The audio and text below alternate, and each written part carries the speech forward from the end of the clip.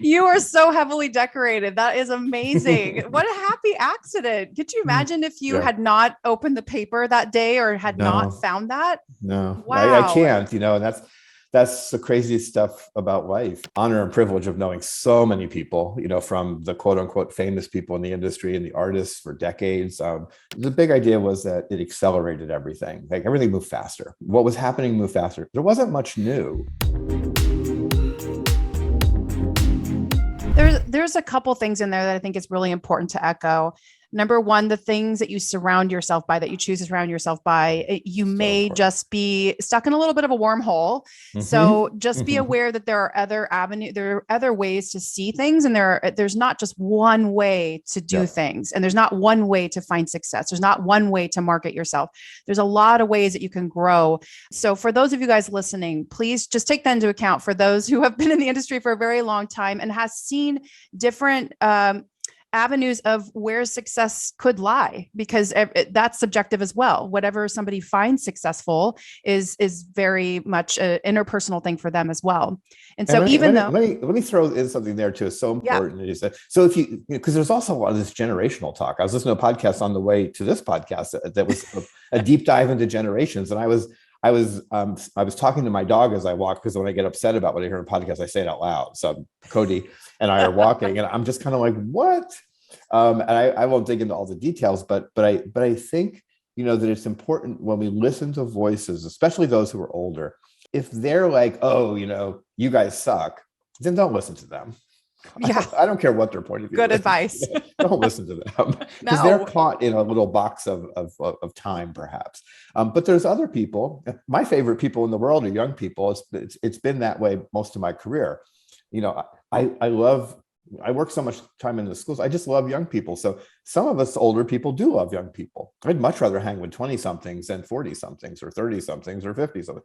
And so, again, context, you just need to understand your source. What I find the most fascinating about this entire industry is that we can all learn from one another, no matter how long you've been in the industry, no matter what your level of experience is, because some might have life experience, some have business experience, some, that's the coolest part about our industry. And so what can we all pass on to one another? How can we grow together? I think there's just a lot of things that connect and tie us more than I think we want to believe.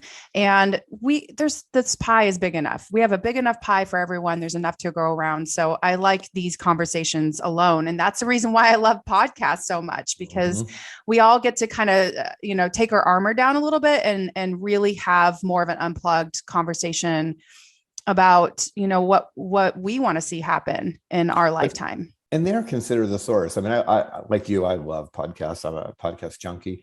By the way, I listen to them at double speed, because I can listen to an hour podcast in 30 minutes, and your brain will be trained to do that very quickly. So I love that little podcast hack.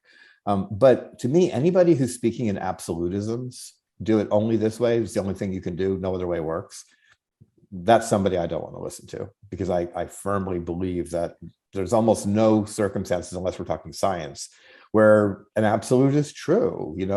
There's certain rules we know about beauty that many people break and have great careers. And so again, when someone's like, you can only do it this way, or you have to charge this way, or you have to be this way, that's a red flag that says I'm moving on to another podcaster. That's great advice. Just take that in all walks of life, guys. There are no absolutisms. Only science. Only science. Science. Yeah, you can't really mess with that. No.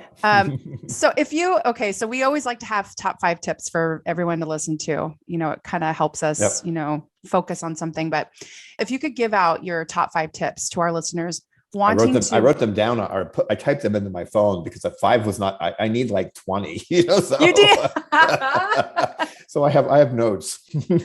I think that's why I try to keep it to 5, because it's so easy to expand.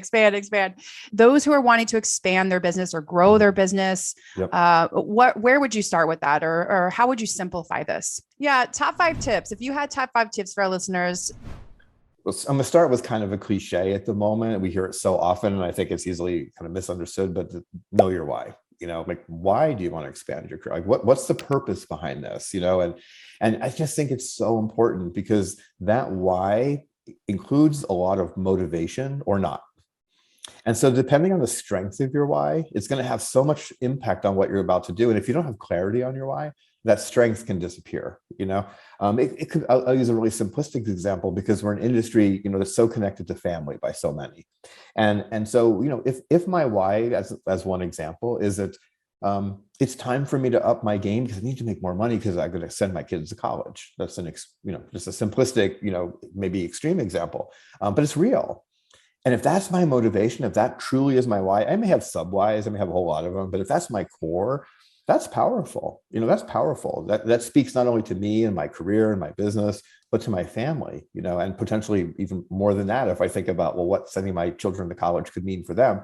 Not that I think that college is, again, right, as we were saying before, like, I don't think college is the end all be all. And college could be beauty school, there's so many different things, but if clarity on my why, that would be number one. Get educated, and that connects to your why, because if I make that commitment to myself, I'm going to change things up because I need to up my income. In this specific example about sending my kids to college, I probably would have already been there getting those things accomplished if I knew what to do.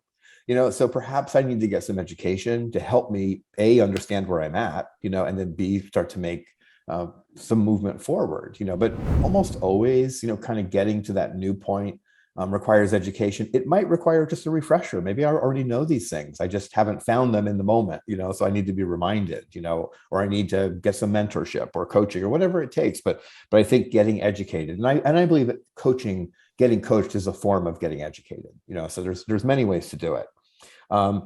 Make a plan. Next, make a plan. You know your why. You've got some education, and now I'm going to start to put some ideas for me down on my computer or whatever. So it's real. It's just not a thought in my head, and I can go back to it and say, okay, am I on track with my plan? My plan is kind of my roadmap. And then my next point would be, which I think is so important, and it kind of layers over my plan, and that's to be intentional. A lot of people know me because I've been talking about social media for 10 plus years, and I was really early to the party, and I just was so passionate about it. And I, for a long time, have said, when we talk about posting it, funny story, I was on a big stage, that I was a big brand stage, several thousand people in the audience. I was doing a presentation with a bunch of barbers, and a speaker before me who was a really powerful outside the industry speaker did kind of a mindset thing, and kind of made a joke at the very end of her presentation about social media and what a waste it was, waste of time, and she was being more about kind of the human side of how we are, wasting your time. I come up next. She got like a standing ovation. Oh gosh. And I'm like the social media guy. Oh no. so I was like, I better tackle this right from the get-go, like when I walk out on stage. And so I kind of repeated what she said. And I said, I'm the social media guy. And I said, and if you're doing as she suggested, when she was motioning her hand, the scroll. I said, if that's what you're doing, I could not agree more. I said, the power of social media is connected to intention. When we do things with intention, it changes everything, whether it's on social media or whether it's how we run our business or how we speak to our clients, it's so powerful. So when we think about implementing our plan, it's doing it with intention. And if the next layer of the plan in implementation is our social media, well, what do we want? What does our plan tell us? Well, we want more color clients and post with intention connected to that specific goal. If it's to, maybe our intention is to increase our retention of clients, well, what am I going to do about that? Behind the chair with my clients, with my follow-up with my clients, perhaps digital, all those things. So I think that's really important. My next and last bullet would be allocate the resources. And I connect to that, put in the work, put in the work. But it takes resources. And now time is a resource. Time is our most valuable resource in this industry. And, I think it's just so critical that once we have a plan, that we figure out, well, what does it take to make that work? My plan is that my windows are going to be spotless all the time. It's a silly example, but a good one. Sounds nice. If I'm going to be intentional about that, again, I may want to outsource that to the Ninja window washer, because I've been doing it myself and they're not as good as I would like them to be. Or I don't have time. It's a waste of my time. I've got to my point in career. I could have another client if I, again, with intention, work my plan, got some help doing some things that aren't necessarily bringing money into my salon, but are important to do, then I have to rethink how I do it. And again, connect that all to everything we just talked about. Oh, that's so important. This is great. Thank you so much. That just helps with everything. Clarity on your why, get educated, make a plan or your roadmap, be intentional, and then allocate your resources. That's so great. The window washing analogy, I love that. We actually I've for been using it years. for years and Yeah. years. One of It's my a good one favorites. though. Yep. Yeah, it's a great one. And Yep. are the resources that we're using, sometimes I think we think about the commodity being the dollar or the time that gets transferred into the dollar, but there's so much more than just the dollar. The dollar is the result of the other things that we put in, the time that we put in. There's a bootstrappy aspect of our industry. I'm going to do everything because I have to, right? But again, thinking about growing ourselves as professionals, growing ourselves as business people, if we don't, I believe, start with the idea that this is temporary. From a permanent perspective, I'm going to do hair. From a more permanent perspective, I'm going to run my business. From a less, hopefully, permanent perspective, I'm going to clean everything in my salon, because I don't think I can afford a service right now. But again, part of my plan should recognize that I can bring a lot more back to my business, if I don't do those things, and I do something that is more productive, that will bring a greater return. And I think we so often just forget that very big idea. It's true. It's hard to relinquish that, I think, when you have control. It is. Yeah. And Or ask others to do it or ask inside of our others. business. That's a mistake too, I believe. Yeah. Yeah. Asking If for the it's help. said with permanence, it's like, oh, part of your job is to your job is to do hair, and you're the window person, or you're the bathroom person today, or if I was that younger person coming to the salon, I'd want to know that's temporary.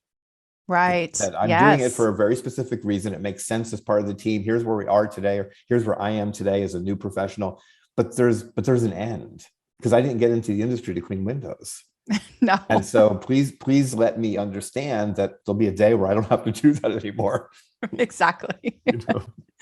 So on the subject of growth, Gordon, I really love your play on words. You said CEO, you call it a chief engagement officer. I like that. I like that spin. Yeah. What changes do you foresee happening, particularly on social media, as you were kind of like just connecting the parts of social media and growth? Well, I'm going to start with what I know about where we are today. And again, I think sometimes, there's confusion and where we have been. So and again, I've been teaching in one way or another social media for about 10 years. And about 3 years ago, I decided to no longer teach how to, in the social media context. And the reason for that change, and I kind of made it on my way to an event where I was going to teach social media. And I was very frustrated, because I've been teaching it for years. And every time I fly into a city to do a program, but as the plane is landing, I'm that guy who turns the phone on before they tell you can. Sorry for anybody's freaking out. But we're starting to land. So I'm like, okay, I got a signal, I think. Let me try this. So what I start doing is I Google salons in the area, because the map is now working. So I find salons and I start to check them out, social, websites, all of that. And what I learned over probably a year of doing that was that, oh my God, most people are terrible at this. And so I decided that what was missing after being in front of many thousands of people over years, and trying to teach this and having a lot of excitement with the audience, I was like, oh my God, it would be like if I was teaching hair and everywhere I look, people couldn't finish hair. And I'm like, I've been teaching so many people. How come the people I've taught aren't able to do in large enough numbers as a percentage of everything? What's wrong? And for me, it was like, they're missing the why. They're missing the importance of understanding what they learned and going home to implement it. The why wasn't strong enough. So I'm like, I'm going to start talking. And I literally made the decision as the plane's coming in, I had to go to the event and say, I'm going to change gears a little bit. I hope that's okay. And they were wonderful. And so I kind of got more into that idea. But as I told the audience, I said, look, a lot of you I know are sitting here today going, I'm too late. It's too late.